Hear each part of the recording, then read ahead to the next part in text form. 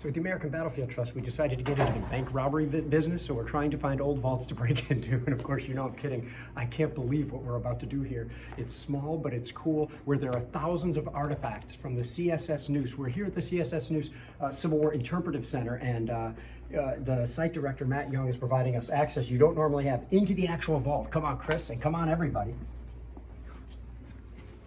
There's not too much space in here to the best of our degree. See how we're socially distancing right now? We could spend an hour in here, but we're going to spend a couple of minutes just because look at some of the artifacts, you know, and they know most of which came off of the CSS Neuse. There's a few other things in here because this is a museum and an interpretive center here, but you can start to see, all sorts of stuff here. And of course, if we had the time, Matt could tell you what all of these things are. I immediately became semi-attached to this bucket, like what they would have used for an artillery sponge bucket. And look, I'm going to carefully, with their permission, open it in here. And yes, I smelled inside, and it smells like what you would expect here.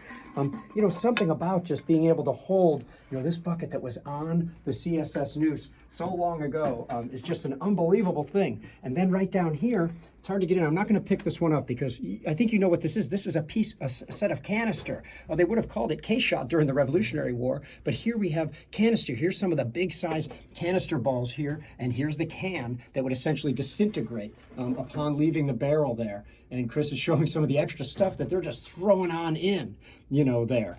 Now, if you needed something a little bit heavier, and this is super cool, you might fire grape shot right over here. So look at the larger grape along with the iron sabots on the top and the bottom. It's a whole piece, and these things are heavy. These things could just absolutely,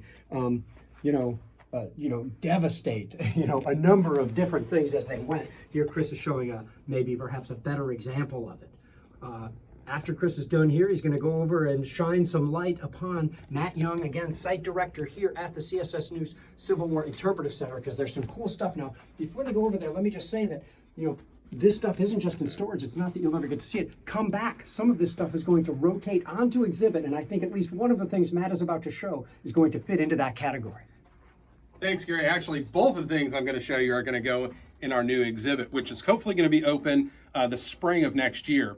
So the first thing I wanted to point out to you is this K-shot, the exploding shot. You can see there's part of a fuse still in it.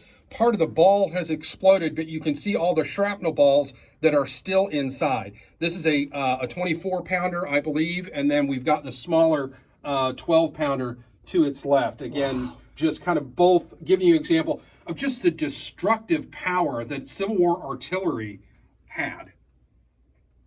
Look at that piece there. This is just unbelievable. And these came off the CSS Neuse, right? These actually came off the battlefield at Wise Fork. Oh, very cool. Let me just say, a place that the Trust may visit soon, and one where the Trust has saved 110 acres, roughly, with the help of the members of the American Battlefield Trust. Yes. Anything else to show, Matt? Again, we could stay here for a long time. I just want to thank the Trust for coming here and having a look, and you guys are welcome back anytime. No, Gary, you cannot take anything from the vault home. I sort of thought it was a whatever you could get in your pockets thing. Unfortunately for you, no. Thanks so much, Matt. Thank you all for watching. Make sure you check out our live video as we take you through the CSS Neuse Interpretive Center, and if this does not make you want to come to this place, I don't know what will. Thanks for all your support, and thanks to Matt Young and the CSS Neuse Civil War Interpretive Center for having us.